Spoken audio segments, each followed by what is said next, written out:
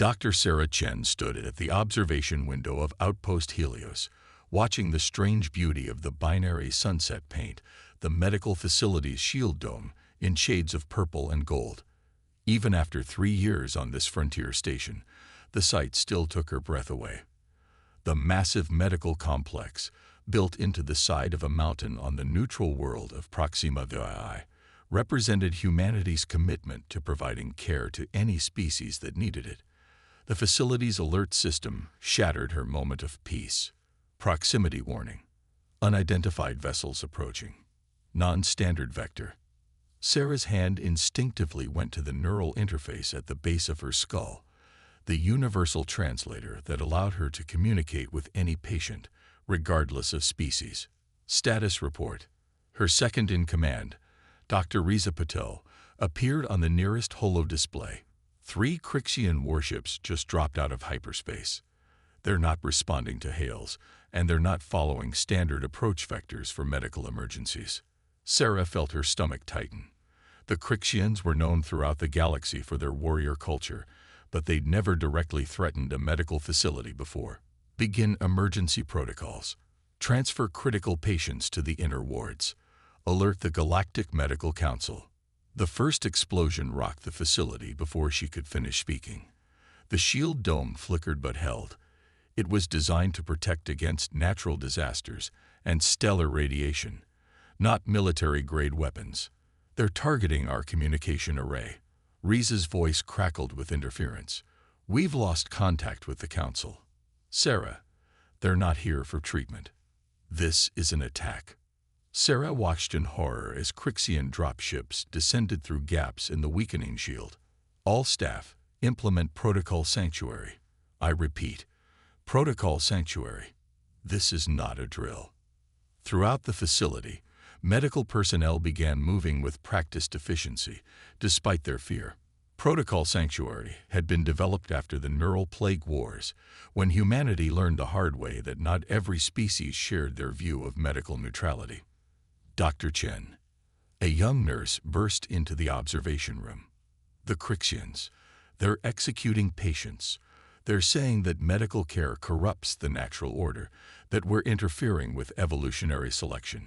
Sarah felt something shift inside her, not fear, but a cold, crystalline anger. In her 20 years as a doctor, she treated everything from plasma burns to xenomorphic parasites. She'd never lost a patient due to giving up, and she wasn't about to start now. Begin quantum entanglement transmission, she ordered, activating the facility's most closely guarded communication system. It was short-range, but unblockable. Priority 1 message to Earth Command. Outpost Helios under direct attack by Crixian forces. They are specifically targeting medical personnel and patients, requesting immediate intervention. Authorization, Chen Alpha 70. As she finished the transmission, the observation room's door exploded inward. 2 Crixian warriors stepped through the smoke, their chitinous armor gleaming in the emergency lights. Their translator units crackled with static as they spoke. Your kind spreads weakness through the galaxy. The larger one chittered, preserving those nature would call. This ends today. Sarah stood her ground, her white medical coat marked with the universal symbol of healing. We treat everyone, even Crixians, even you, if you needed it. We need no human mercy. The warrior raised his weapon. Sarah smiled, but there was no warmth in it. I wasn't offering mercy. I was explaining why you've just made the biggest mistake in your species' history. She activated her neural interface's emergency beacon. You see, humans learned something long ago, something your people seem to have missed. Those who attack healers eventually need healing themselves, and they often find themselves very alone. The weapon fired. 12 light-years away, in a secure facility deep beneath the Earth's surface, an alarm began to sound. A computer system that had laid dormant for decades activated, displaying a single message. Outpost Helios Emergency BACON activated. Medical personnel under directity. Initiate in HPR photosis o nightingale. In cryogenic chambers throughout the facility, stasis pods began to power up. Inside them, enhanced human warriors, created for one purpose only, began to awake. Their genetic modifications, cybernetic enhancements, and psychological conditioning all focused on a single directive: protect medical personnel at all costs. The Crixians had just attacked the wrong species doctors. They were about to learn why. Throughout human history, even the most brutal warlords hesitated to target medics. The monsters of war were stirring, and this time, they served the healers. Admiral Helena Torres stood before the Emergency Response Council in the depths of Luna Base, her weathered face illuminated by holographic displays showing the destruction of Outpost Helios. The room was silent except for the soft hum of life support systems and the occasional sharp intake of breath as council members watched the footage. 27 medical personnel confirmed dead, Torres reported, her voice carrying the weight of decades of command. 43 patients of various species executed. Dr. Chen and 15 others are missing, presumed captured. The Crixians made no attempt to hide their actions. In fact, they broadcast them. The council's civilian chairwoman, Dr. Maya Lakshmi, leaned forward. They're proud of this atrocity. Their subsequent transmissions make that clear. They believe they're cleansing the galaxy of weakness. Her hands clenched on the polished obsidian table. They're targeting every medical facility within their reach. Admiral Torres nodded grimly. Which is why I'm recommending immediate activation of the Nightingale Protocol. The room erupted in murmurs. The Nightingale Protocol wasn't just classified.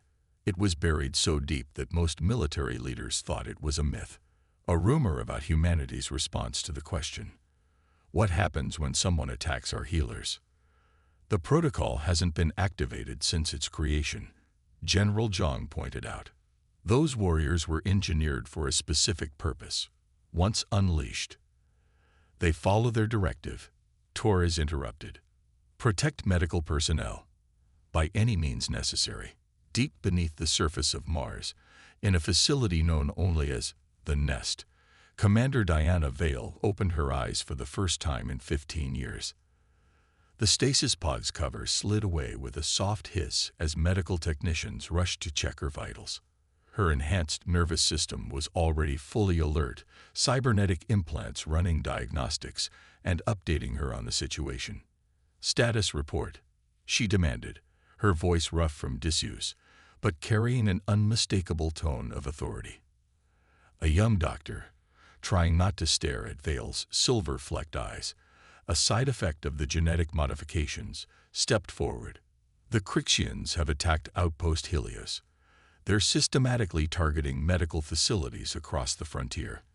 The Council has authorized full protocol activation. Vale nodded, sitting up smoothly despite her long hibernation. Around her, 11 other pods were opening, revealing her team. They were humanity's answer to those who would target healers. Soldiers enhanced not just physically, but emotionally. Their capacity for controlled violence was matched only by their absolute dedication to protecting medical personnel. Team status. Vale asked as she stood, her muscles responding perfectly thanks to years of electromagnetic stimulation during stasis. All Nightingale operators showing optimal readings, the doctor reported. Your new equipment is ready. The engineers, they've been busy while you slept. In the armory, Vale found her team already assembling. They moved with inhuman grace, their enhanced bodies housing minds trained to be both warriors and guardians. Each bore the same silver-flecked eyes and the same quiet determination. Mission parameters, Lieutenant Sarah Connor asked as she checked her pulse rifle, a weapon designed specifically for the Nightingale operators. Primary objective is the rescue of captured medical personnel from Outpost Helios. Vale replied, studying the holographic display of their target. Secondary objective is to demonstrate to the Crixians and anyone else watching why attacking healers is a terminal mistake. The team's combat medic, Dr. Marcus Chen, spoke up. His presence was unique among the operators, a doctor who had volunteered for the protocol after watching too many colleagues die in conflict zones. The Crixians believe that medical care corrupts natural selection. Their entire society is built around the concept of strength through culling the weak. Then we'll teach them about true strength, Vale said. The Crixian command vessel Eternal Victory hung in orbit above their homeworld's largest moon, its crystalline hull refracting starlight like a massive prism. In the ship's detention center, Dr. Sarah Chen watched her captors through swollen eyes. They'd questioned her for hours about human medical facilities, about defense systems, about weaknesses they could exploit. She told them nothing, but she'd learned plenty. The Crixians weren't just attacking medical facilities, they were systematically destroying what they saw as the galaxy's greatest weakness, mercy itself. Their society had twisted Darwin's theories into a brutal philosophy that saw healing as an act of species-wide sabotage. Your silence serves no purpose, the Crixian Inquisitor chittered, its mandibles clicking in frustration. Your facilities will fall. The weak will be culled. This is the natural order. Sarah managed a small smile. You still don't understand humans, do you? We don't protect the weak because it's easy. We do it because it's hard, because it makes us stronger. The ship's alert system suddenly blared to life. The Inquisitor's attention snapped to a holographic display showing 12 points of light approaching at impossible speeds. The objects were too small to be warships, too fast to be normal attack craft. Impossible, the Inquisitor hissed. Nothing can penetrate our orbital defense grid without detection. Those aren't ships, Sarah said quietly. They're angels. The Nightingale drop pods hit the Eternal Victory's hull at relativistic speeds, their quantum phase shells allowing them to pass through the outer armor like ghosts before solidifying. Each impact was surgical, precisely targeted to breach specific sections of the ship.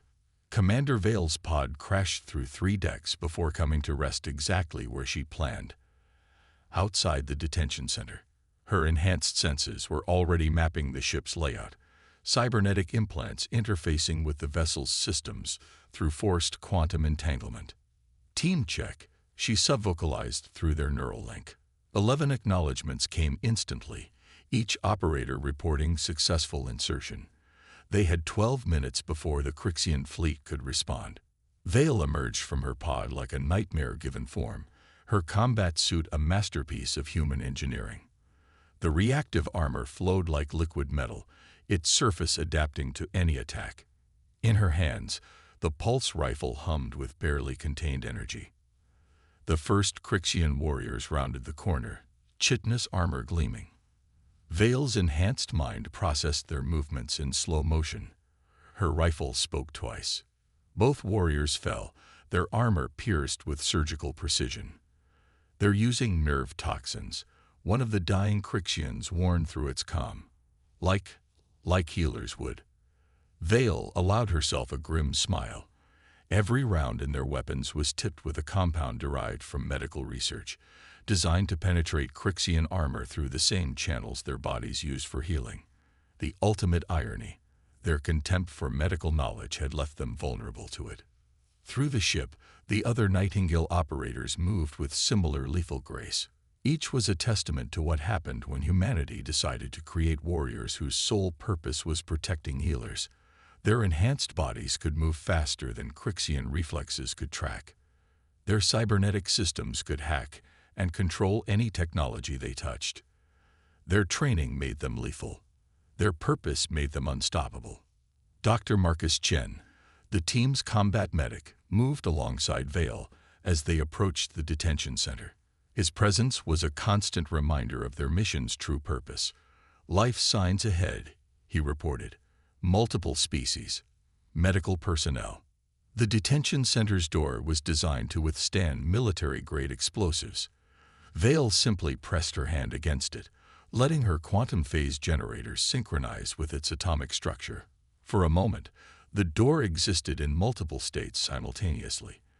Then she stepped through it as if it were mist. Inside, she found the Inquisitor holding a weapon to Dr. Chen's head. "Stay back," it demanded. This one dies first. Vale's silver-flecked eyes met Sarah's. Doctor, I recommend you close your eyes for this part.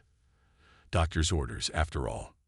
What happened next would fuel Crixian nightmares for generations. Vale moved like quicksilver, her enhanced body performing maneuvers that seemed to bend reality. The Inquisitor's weapon fired, but Vale was no longer where it aimed.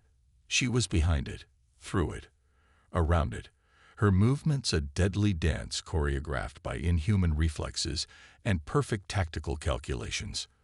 When Sarah opened her eyes, the Inquisitor lay unconscious, and Vale stood calmly checking her weapon. Throughout the ship, similar scenes played out as the Nightingale team systematically neutralized threats and secured medical personnel. Extraction in 4 minutes, Vale announced, helping Sarah to her feet. We have a message to deliver first.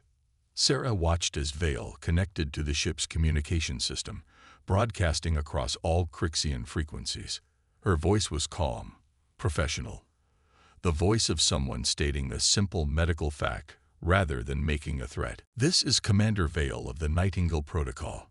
You attacked our healers. Consider this your first and only treatment. There will be no follow-up care needed if you cease hostilities now. If you continue, she paused, letting the silence carry weight. Well, remember, we know exactly how your bodies work, every weakness, every pressure point, every way to save a life, or end one.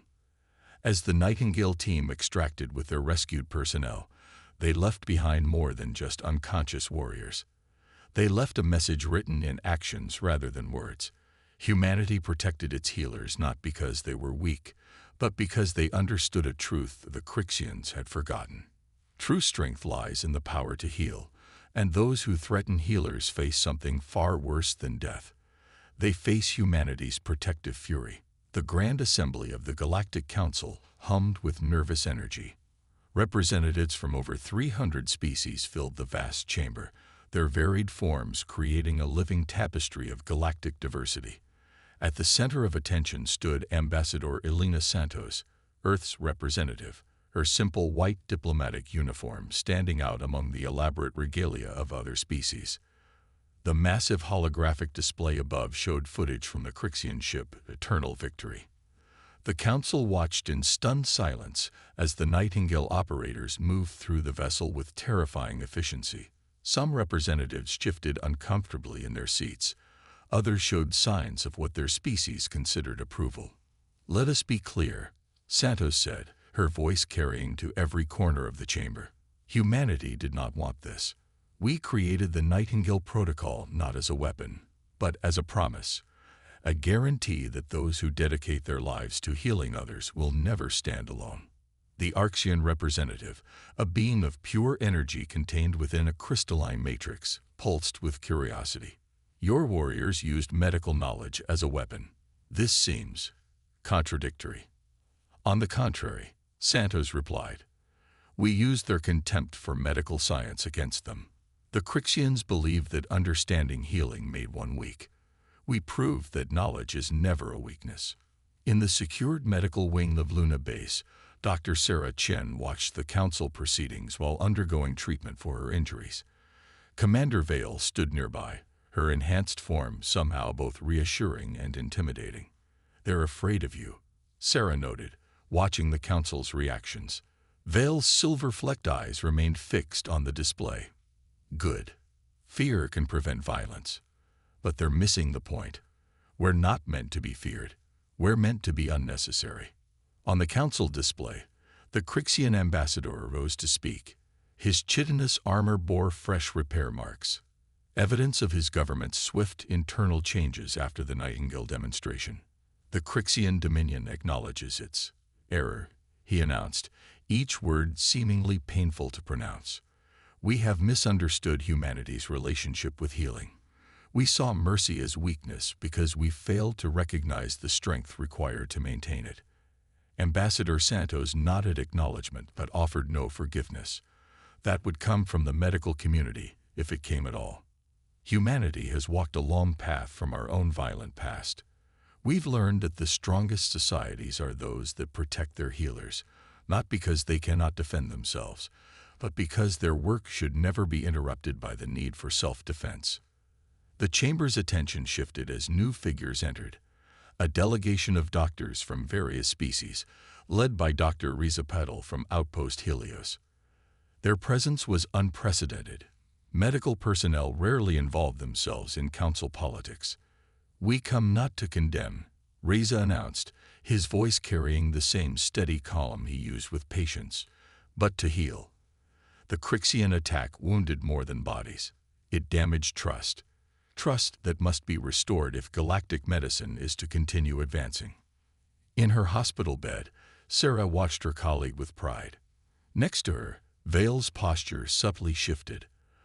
A protective instinct triggered by the presence of medical personnel, even just on screen.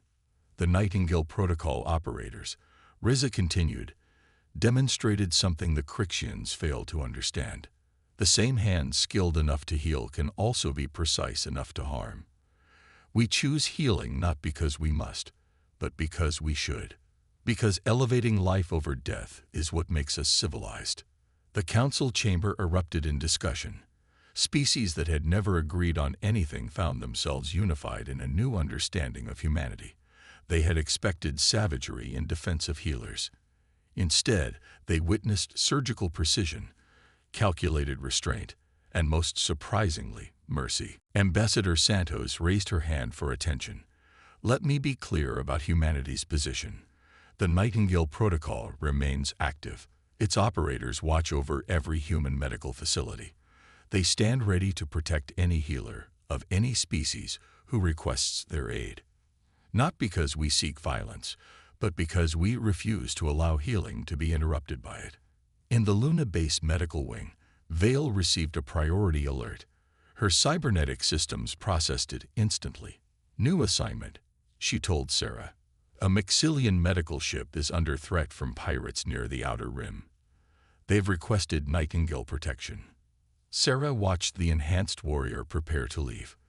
"The pirates don't know what they're about to face, do they?" "No," Vale replied, checking her weapons. "But they'll learn the same lesson the Crixians did. The galaxy is beginning to understand.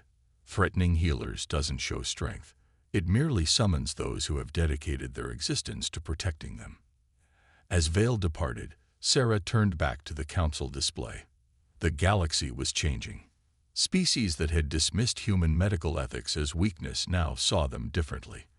They realized that a civilization advanced enough to turn its most dangerous warriors into guardians of healing was not to be underestimated. The message was clear: humanity would always protect its healers, not through threats or dominance, but through the simple, implacable promise that those who threatened medicine would face its guardians. The Nightingale Protocol wasn't just a defense system. It was a statement about what humanity valued most. In protecting healers, they protected civilization itself. 1 year after the Crixian incident, Outpost Helios stood rebuilt against the binary sunset. Its new shield dome sparkled with enhanced protective fields, a gift from species who had witnessed humanity's dedication to protecting medical sanctuaries. But the biggest changes weren't in its defenses. They were in who walked its halls. Dr. Sarah Chen stood in the newly constructed Grand Atrium, watching as a Crixian medical student nervously approached a human patient. The scene would have been unthinkable a year ago. Now it was part of a revolution sweeping through Crixian society. Their hands were made for combat. Dr. Riza Patil observed, joining her at the window. But they're learning to heal with remarkable skill. Sarah nodded, remembering the day everything changed. Sometimes the strongest warriors are those who choose not to fight. The Crixian student successfully administered treatment. His mandibles clicking in what Sarah had learned was their expression of pride. Around him, medical students from 30 different species practiced together, sharing knowledge that had once been jealously guarded. Commander Vale materialized silently beside them, her enhanced form a reminder of why this peace was possible. The Nightingale operators had become a visible presence at medical facilities across the galaxy, not hidden defenders, but open guardians. "The pirates in the Outer Rim have stopped targeting medical ships," Vale reported. Apparently, our reputation has made healing centers very unattractive targets. Sarah smiled. And how many facilities have requested Nightingale training programs? 217, Vale replied. Species that once saw medicine as weakness now want to learn how to protect their healers. The Arctians are particularly interested in adapting our methods to their crystalline forms. The facility's quantum comm system chimed, announcing an incoming transmission. The holographic display showed Ambassador Santos speaking from the Galactic Council. The Medical Protection Treaty has been ratified, she announced. All member species have agreed to the terms. Medical facilities are now officially neutral ground, protected by joint defense agreements and by the Nightingale Protocol, which has been recognized as the galaxy's premier medical defense force. In the year since the Crixian attack, humanity's approach to protecting medical personnel had sparked a transformation. Species that had dismissively viewed human medical ethics as a sign of weakness now saw them as the foundation of true strength. The Crixians themselves had undergone the most dramatic change. Their warrior culture hadn't disappeared, but it had evolved. They discovered that understanding how to heal an opponent's body required greater mastery than knowing how to harm it. Their combat techniques, refined over millennia, proved remarkably adaptable to surgical precision. We have a new request from the Crixian Medical Academy, Reza said, checking his datapad. They want to establish a permanent exchange program. Their warriors-turned-healers have unique insights into trauma care. Sarah watched as more students filled the atrium, their diverse forms moving with shared purpose. The galaxy expected us to respond to the attack with pure violence, she mused. Instead, we showed them something stronger, the power of protected peace. Vale's silver-flecked eyes scanned the crowd with eternal vigilance. Peace through prepared strength. The Nightingale Protocol wasn't just about defending healers. It was about proving that the most formidable warriors can be those who choose to protect rather than destroy. Above them, through the transparent dome, ships from dozens of species arrived and departed, carrying patients, students, and medical supplies. Each vessel now bore the universal symbol of medical neutrality, a combination of humanity's ancient caduceus and symbols from other species' healing traditions. You know what the Crixians call us now? Sarah asked, watching a group of their medical students practice emergency response procedures. The Steel Healers. They say humans are the only species who turn their greatest warriors into guardians of peace. Commander Vale allowed herself a small smile. They're wrong about that. We didn't turn warriors into guardians. We showed the galaxy that true healing requires both the gentleness to mend and the strength to protect those who mend others. As the binary sun set, casting the atrium in familiar shades of purple and gold, Sarah reflected on how far they'd come. The attack on Outpost Helios had been meant to prove the weakness of mercy. Instead, it had revealed something the galaxy needed to learn. That humanity's dedication to healing wasn't a sign of softness, but evidence of their deepest strength. The Nightingale Protocol remained active, its operators standing watch over medical facilities throughout known space. But their greatest victory hadn't come from the battles they won. It came from the battles that would never happen, because the galaxy had finally understood. Those who threaten healers don't face soldiers. They face humanity's unshakable conviction that protecting the ability to heal is worth any price. In the end, it wasn't just about defending doctors. It was about preserving the fundamental principle that mercy isn't weakness. It's the highest form of strength, and humanity would always stand ready to prove it.